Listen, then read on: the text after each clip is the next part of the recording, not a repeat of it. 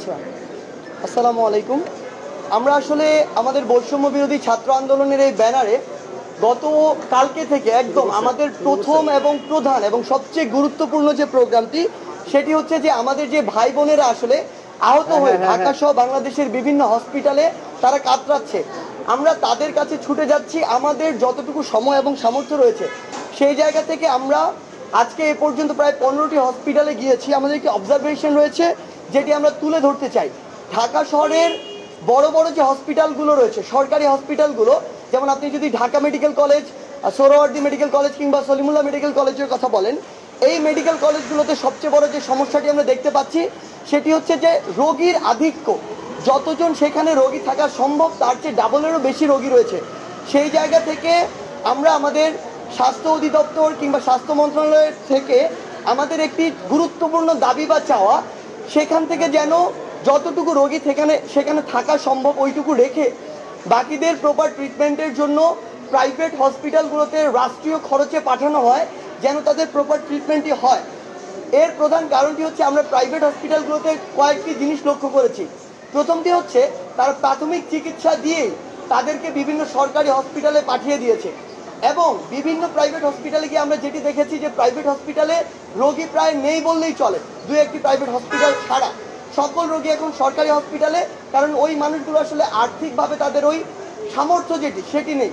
সেই জায়গা থেকে আমাদের একটি দাবি থাকবে যে ওই যে প্রাইভেট হসপিটালগুলোতে এখনও যারা রয়েছে, যদিও আমরা দেখেছি যে একটি স্বাস্থ্য অধিদপ্তর বা স্বাস্থ্য মন্ত্রণালয় থেকে একটি প্রজ্ঞাপন দেওয়া হয়েছে যে সকল জায়গায় তাদের যত রকমের খরচ রয়েছে সেটি যেন মওকুফ করা হয়, এবং যদি তারপরও প্রাইভেট হসপিটালগুলোতে কিছু বিল নেয় সেটি যেন ন্যূনতম একটি মেডিসিন বিল নেয়।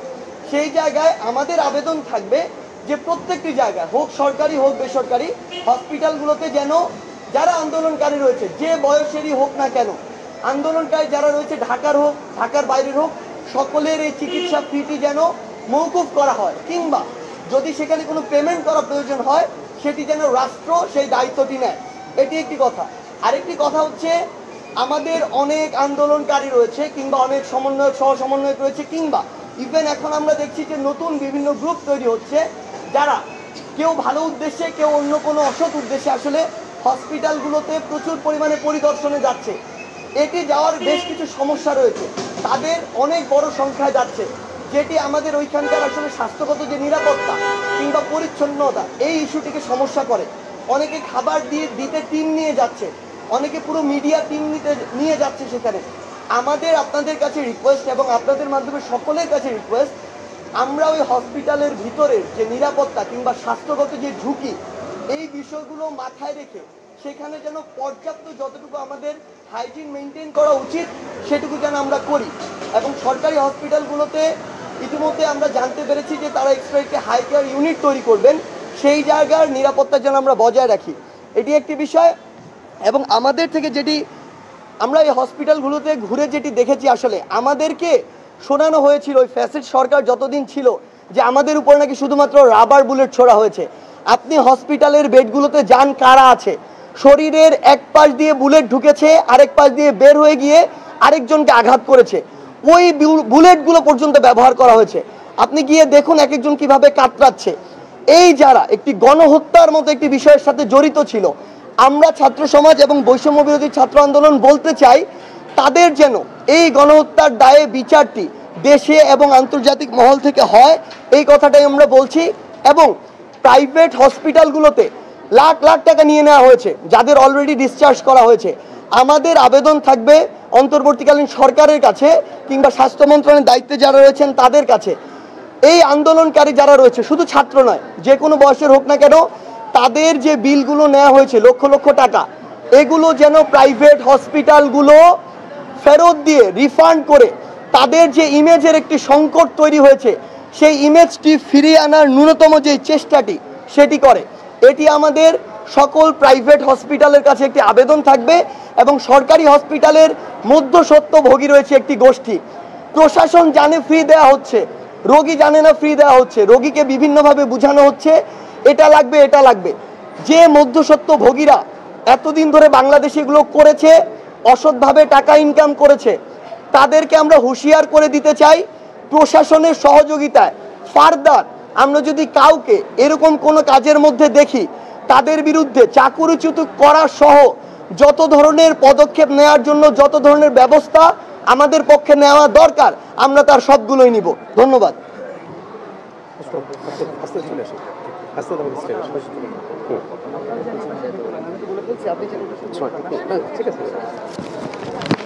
আচ্ছা, আপনারা গত 16 বছর ধরে উন্নয়নের অনেক গল্প শুনেছেন, কিন্তু আমরা আজকে যখন গতকাল থেকে মূলত হচ্ছে ঢাকার বিভিন্ন যে হসপিটালগুলো রয়েছে, আমরা সেই হসপিটালগুলো পরিদর্শন করেছি। আজকে যদি আমি ঢাকা মেডিকেল কলেজের অভিজ্ঞতা আমি বলি, তাহলে আমি বলতে চাই আমাদের যে ফিলিস্তিনের রাফা ক্যাম্প রয়েছে না, এই ফিলিস্তিনের রাফা ক্যাম্পটি এটি ফিলিস্তিনে নয়, আমাদের বাংলাদেশেও রয়েছে, এবং সেটি হচ্ছে ঢাকা মেডিকেল কলেজে।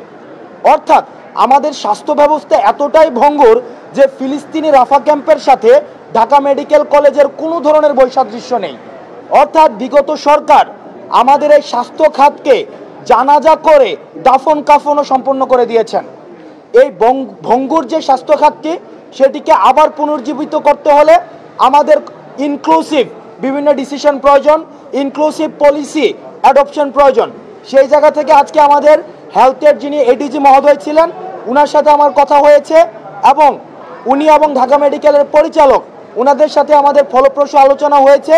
ওনারা আমাদের আশ্বস্ত করেছেন, যদি লাল ফিতার দৌরাত্ম্য না থাকে, যদি রাজনৈতিক আধিপত্য না থাকে, যদি কোনো ধরনের পলিসি ম্যানিপুলেশন না থাকে, টেন্ডারবাজি বা মাফিয়াতান্ত্রিক যে প্রবণতা, স্বৈরতান্ত্রিক যে প্রবণতা, সেটি যদি না থাকে, তাহলে 90 দিনের মধ্যে এই স্বাস্থ্য খাতকে ওনারা জনমুখী স্বাস্থ্য খাত হিসেবে আমাদেরকে উপহার দিতে পারবেন।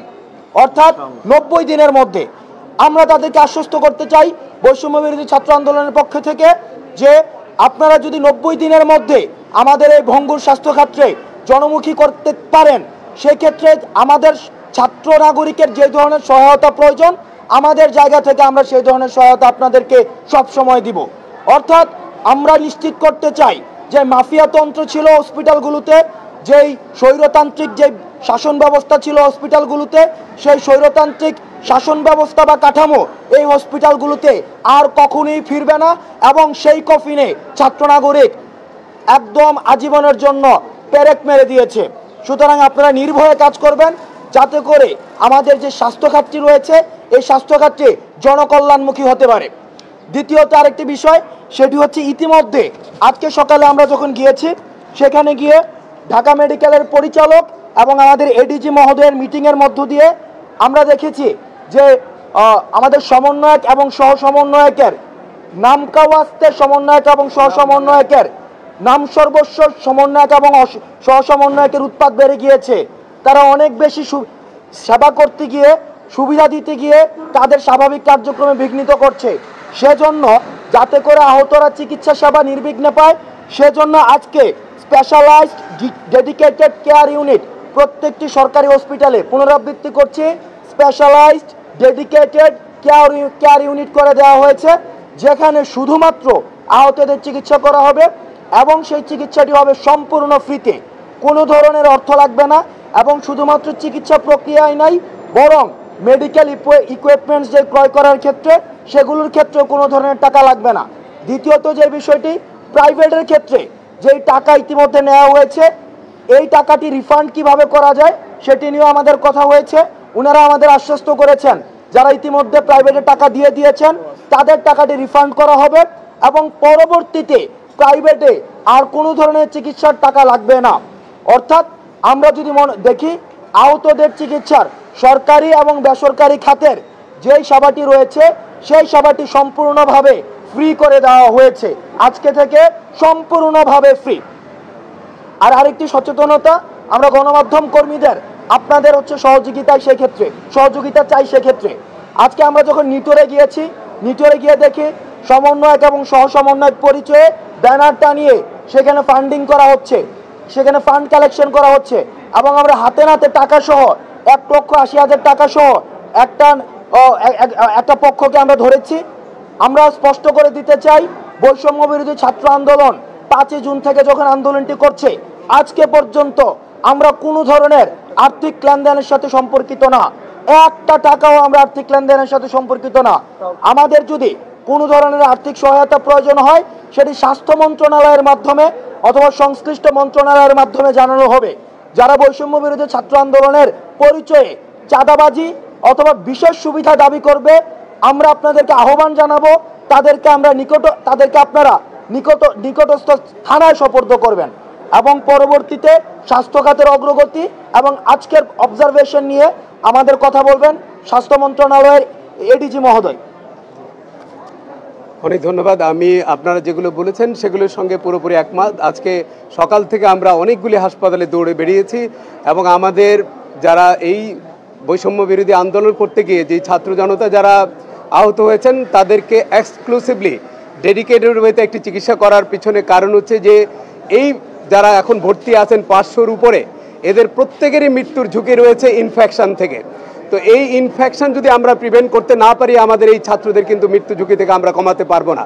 যে কারণে অ্যাটেন্ডেন্টের যারা আছেন তাদেরকে আমরা অনুরোধ করছি, আপনারা হাসপাতাল কর্তৃপক্ষের সঙ্গে যোগাযোগ করে আমাদের সঙ্গে যোগাযোগ করবেন। আপনারা যেটি ওনারা বললেন, প্রত্যেক পরিচালক, প্রত্যেক স্বাস্থ্য ব্যবস্থাপককে আমরা বলেছি, আপনাদের যদি সার্ভিসে কোনো গ্যাপ থাকে, আপনাদের যদি দুর্বলতা থাকে, আপনাদের ট্রলিম্যান যদি টাকা নেয়, আপনাদের পরীক্ষা নিরীক্ষা করতে যদি তারা নিগ্রহের শিকার হয়, ব্লাড ব্যাংকে যদি নিগ্রহের শিকার হয়, তাহলে ছাত্র জনতা কিন্তু আপনাদের উপরে কোনোভাবে ছেড়ে দিবে না। সুতরাং আপনারা আপনাদের অবস্থান থেকে প্রত্যেক পরিচালক স্ব অবস্থানে তার দায়িত্ব যথাযথভাবে পালন করেন। চিকিৎসকরা যার যথাযথ দায়িত্ব পালন করবেন এবং প্রত্যেকটি হাসপাতালে একটি অভিযোগ বাক্স খোলা হয়েছে, যেটি লাল একটি অভিযোগ বাক্স থাকবে। যে কেউ যে কোনো হাসপাতালে, সেটি সরকারি হোক বেসরকারি হোক, প্রতারিত হলে পরে সেই অভিযোগ বক্সে অভিযোগ দান করবেন এবং 24/7 হেল্প ডেস্ক থাকবে। এই স্বাস্থ্য ব্যবস্থা ওভারনাইট পরিবর্তন করা সম্ভব না, কিন্তু আমরা যেটি চিন্তা করছি, স্টেটের অনেক বড় দায়িত্ব, যেটি আজকে বলা হচ্ছে বেসরকারি খাতে সরকারি খাতে কেন মানুষের চিকিৎসা ব্যয় বাড়বে, আউট অফ পকেট এক্সপেন্ডিচার এত বেশি হবে কেন? এটা হচ্ছে স্টেটের রেসপন্সিবিলিটি। স্টেটকে দায়িত্ব নিতে হবে সার্বজনীন স্বাস্থ্য এবং চিকিৎসার জন্যে। কোনো মানুষেরই নিজের পকেট থেকে স্বাস্থ্য ব্যবস্থা দেওয়ার কথা না, এটি তার মৌলিক দায়িত্ব। সুতরাং এটা রাষ্ট্রীয় একটি ইন্স্যুরেন্স পলিসি করতে হবে, যার মধ্য থেকে সবাই এমপ্যানেল প্রাইভেট হসপিটাল এবং গভর্নমেন্ট হসপিটালে কোনো নাগরিককে যাতে কোনো অর্থ দিতে না হয়। কারণ এই যে আউট অফ পকেট এক্সপেন্ডিচার, আপনারা জানেন বাংলাদেশে এখন 1 লক্ষ ডায়ালাইসিস মেশিন দরকার। 4 থেকে 5 লক্ষ রুগী কিডনি ডায়ালাইসিসে ভুগছে, এন্ড স্টেজ রেনাল ফেলিউরে ভুগছে। তো এত রুগী যারা ডায়ালাইসিস করছেন, একজনের প্রতি মাসে 50,000 টাকার বেশি খরচ হয়। মানুষ দরিদ্র সীমা থেকে দরিদ্র সীমার নিচে চলে যাচ্ছে, এই জিনিসটাকে কখনোই অ্যাড্রেস করা হয়নি। সুতরাং এটি রাষ্ট্রের দায়িত্ব প্রত্যেকটি নাগরিকের চিকিৎসা নিশ্চিত করা এবং এই চিকিৎসা ব্যয় বহন করতে গিয়ে যাতে তারা দারিদ্র সীমা এবং তারা সম্বল সহায় সব কিছু হারাচ্ছে। এখানে প্রাইমারি, সেকেন্ডারি, টার্সিয়ারি কেয়ার সর্ব অবস্থায় স্বাস্থ্যের অনেক বড় ধরনের রিফর্ম করতে হবে। প্রিভেন্টিভ এবং প্রমোটিভ সার্ভিস চালু করতে হবে, কারণ একটা মানুষ গ্রাম থেকে চিকিৎসার জন্য ঢাকায় আসার প্রয়োজন নেই। উপজেলার যে স্বাস্থ্য কেন্দ্রগুলি আছে সেগুলোকে স্বয়ংসম্পূর্ণ করতে হবে। সব জায়গায় চিকিৎসকদের উপস্থিতি, চিকিৎসা ব্যবস্থাকে শক্তিশালী করতে হবে। মেডিকেল এডুকেশনকে জনমুখী করে রিফর্ম করতে হবে। আমরা যেই সাহস আজকে পাচ্ছি, ছাত্র জনতার যেই আত্মত্যাগের মধ্যে দিয়ে আজকে আমাদের কাজ করবার একটি সুবর্ণ সুযোগ হয়েছে। এই সুযোগটি যদি অবারিত থাকে, বাংলাদেশের স্বাস্থ্য ব্যবস্থা পরিবর্তন শুধু সময়ের দাবি। আমরা বিশ্বাস করি এখানে একটি বৈষম্যমূলক স্বাস্থ্য ব্যবস্থা তৈরি হবে। যার অর্থ আছে সে চিকিৎসা পাবে, যার অর্থ নাই সে চিকিৎসা পাবে না। এই ধরনের বৈষম্য এখানে চলতে পারে না। যাদের অর্থবিত্ত আছে তাদের হাঁচি কাশি লাগলে আপনারা সিঙ্গাপুরে চিকিৎসা করেন, আমরা সেই স্বাস্থ্য ব্যবস্থা দেখতে চাই না। এখানে রাষ্ট্রপতি, প্রধানমন্ত্রী থেকে উপদেষ্টা সবাই বাংলাদেশে চিকিৎসা করতে হবে এবং সেই ব্যবস্থা এই দেশের জনগণ চায়। আমি বিশ্বাস করি আজকে যারা আছেন তাদের এই আন্দোলন এবং তাদের যে আত্মত্যাগ, অনেকেই মৃত্যুবরণ করেছেন, তাদেরকে আমরা ফিরিয়ে আনতে পারবো না। অনেকে বিভিন্ন হাসপাতালে অসুস্থ আছেন, তাদের প্রতি প্রকৃত শ্রদ্ধা জ্ঞাপন করা হবে যদি বৈষম্যমূলক একটি স্বাস্থ্য ব্যবস্থা করা হয়, অথবা আমাদের যেটি ওনারা বললেন বৈষম্যহীন স্বাস্থ্য ব্যবস্থা করতে না পারলে যতজন আত্মত্যাগ করেছেন তাদের আত্মত্যাগের কাছে কিন্তু আমরা ঋণী থেকে যাব। এবং আমি সার্জিল সাহেব এবং আমাদের হাসনাত যেটা বললেন তার সঙ্গে সম্পূর্ণ একমত। এই যে আজকে একটি আপনারা নতুন ভবিষ্যৎ দেখার চিন্তা করছেন, এটিকে নস্যাৎ করার জন্য কোনো হাসপাতালে যাতে কোনো অব্যবস্থা না থাকে, আমরা প্রত্যেকটি হাসপাতালে যাব আজকে ঢাকার প্রায় সবগুলি সরকারি হাসপাতালে গিয়েছি, কালকে আমরা বেসরকারি হাসপাতালে যাব, এরপর ঢাকার বাইরে যত হাসপাতাল আছে চিটাগং, রাজশাহী, সিলেট, ময়মনসিংহ সমস্ত বিভাগীয় হাসপাতালে আমরা একে একে যাব। এবং আমি এটিও পরিষ্কার করে দিই, আমাদের যদি কোনো health manager, director, doctor, nurses অথবা কর্মচারী আপনারা যদি দায়িত্ব পালন না করেন, মধ্যস্বত্বভোগীর কাছে আপনারা শরণাপন্ন হন, কোনো সরকারি হাসপাতালে যদি বাইরের থেকে কোনো পরীক্ষা নিরীক্ষা করা হয় অথবা কোনো রুগীকে বাইরের থেকে মেডিসিন কিনতে দেওয়া হয়, ছাত্র জনতা আপনাদেরকে ছাড়বে না। সুতরাং এই হুঁশিয়ারি অত্যন্ত স্পষ্টভাবে দিয়ে যাচ্ছি, আমরা জিরো টলারেন্স পলিসি অ্যাডপ্ট করব।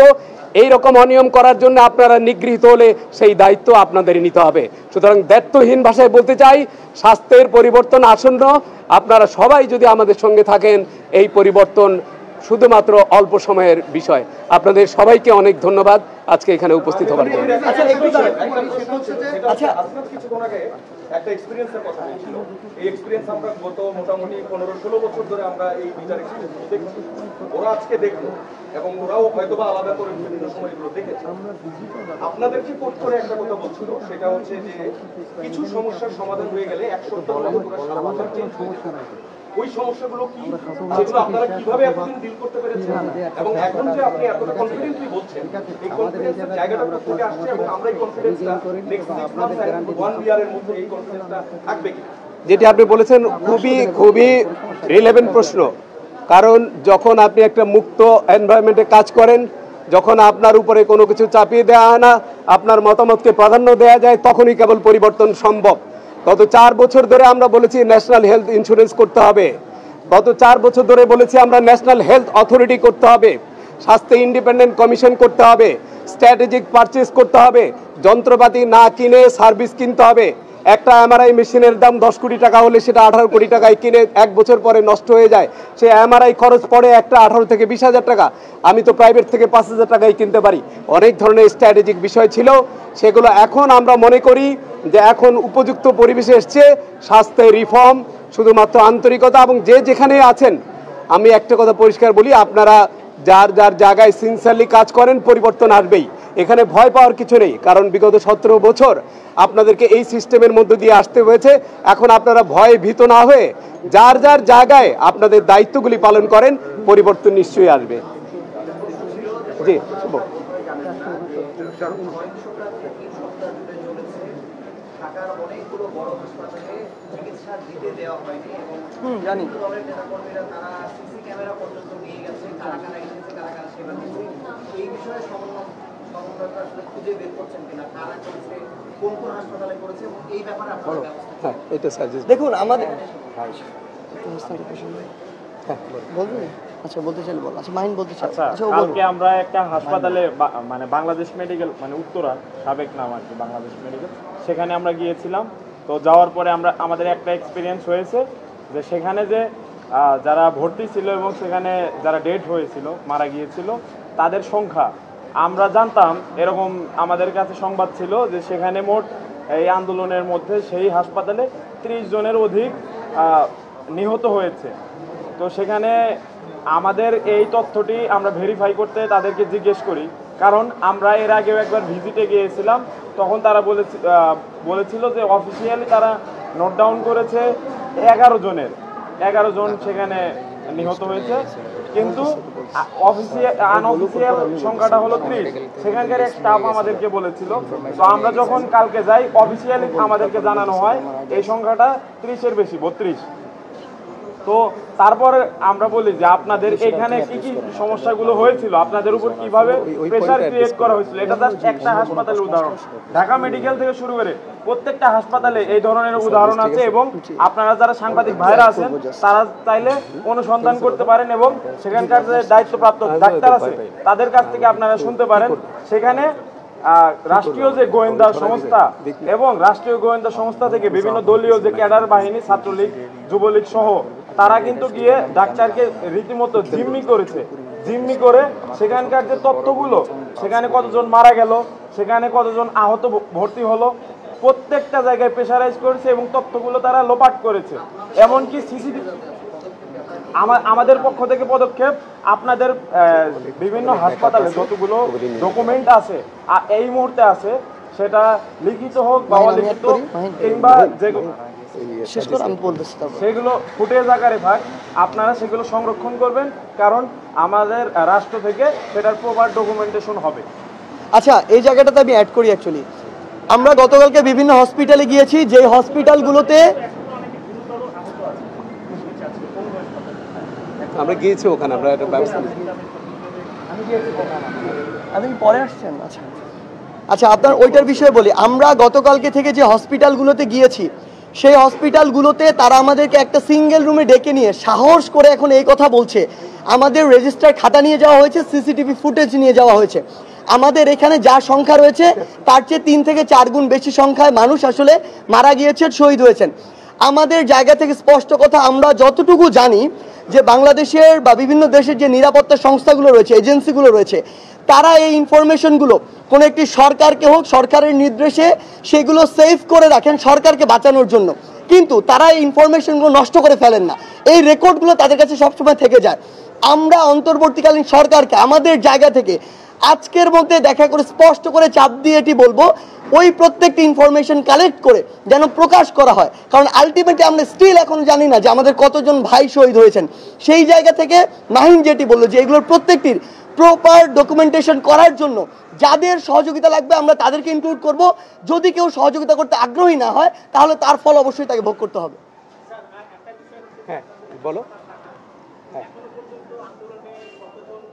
মারা গেছে এবং কতজন আহত হয়েছে, এই রেকর্ডটা আপনাদের হাসপাতাল শাখা কতজনের করেছে? সেকেন্ড হচ্ছে যে আপনার যেহেতু স্বাস্থ্য খাতের সব অর্থই আসলে নির্দিষ্ট বরাদ্দের বাইরে নেওয়া যায়, আপনারা যেহেতু বেসরকারি হাসপাতালের যে খরচটা সেটাও আপনারা দেবেন, সেক্ষেত্রে ফান্ডিংটা আসলে আপনারা কীভাবে করবেন? এবং এর আগে করোনার সময় আমরা দেখেছি একই পদ্ধতিতে কিন্তু করোনা চিকিৎসা হয়েছে, কিন্তু সেখানে বেসরকারি হাসপাতালগুলো বাড়তি বিল দেওয়ার একটা বড় দুর্নীতির রিপোর্ট আমরা পেয়েছি, পরিচয়। এটা আপনারা কিভাবে বন্ধ? তোমার তো দুইটা প্রশ্ন কোথায়? হ্যাঁ, এই দুটো প্রশ্ন। প্রথমটা আবার বলো। প্রথমটা হচ্ছে যে আমাদের হাসপাতাল শাখা রেকর্ড করেছে। ও আচ্ছা, এটি যেটি সার্জিস এবং হাসপাতাল বলার চেষ্টা করেছেন, হাসপাতাল শাখা যেটি করেছে সরকারিভাবে যেগুলো ছিল সবগুলি হাসপাতাল থেকে তার রেকর্ডটা অলরেডি সাবমিট করেছে। আর এইটা নির্দিষ্ট অনেক বিগ অ্যামাউন্ট, পুরো সংখ্যাটা এখন অ্যাড হবে অনেক, এটা বললে হয়তো এটা প্রিমেচিউর হবে, কারণ সরকারি হিসাবের বাইরেও অনেক হিসাব আছে, টোটালটা না করে আমরা এখানে বলবো না। আর দ্বিতীয় হচ্ছে যে সমস্ত প্রাইভেট হসপিটালকে ইমেইল এবং চিঠি দেওয়া হয়েছে, রবিবারের মধ্যে তারা সেই হিসাবটা আমাদেরকে দিয়ে দিলে আমরা আপনাদেরকে হয়তো সোমবারে জানাতে পারবো। তারপরেও এটা কিন্তু একদম ঠিক হবে না, কারণ আমাদের যারা অনেকেই এই আওতার বাইরে ছিল তাদের হিসাবটুকু নিলেই পরে পুরোটা বলা যাবে।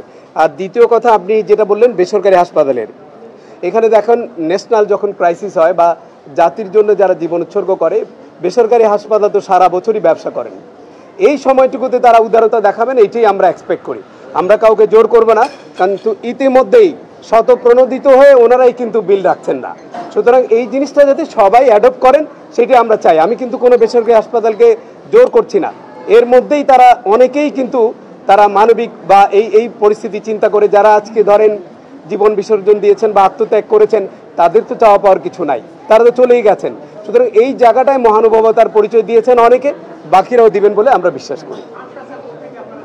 ফান্ড যতটুকু ওনারা দেওয়ার পরে এর পরেও যদি কোনো বিলের বিষয় থাকে সেটা স্বাস্থ্য মন্ত্রণালয় দেখছে, তাদের একটি বড় একটি কমিশন হয়েছে, নট অনলি চিকিৎসা ব্যয়, এদের পরবর্তী পুনর্বাসন এবং অন্যান্য বিষয়গুলো স্বাস্থ্য মন্ত্রণালয় দেখছে এবং অবশ্যই সেটি অ্যাড্রেস করা হবে।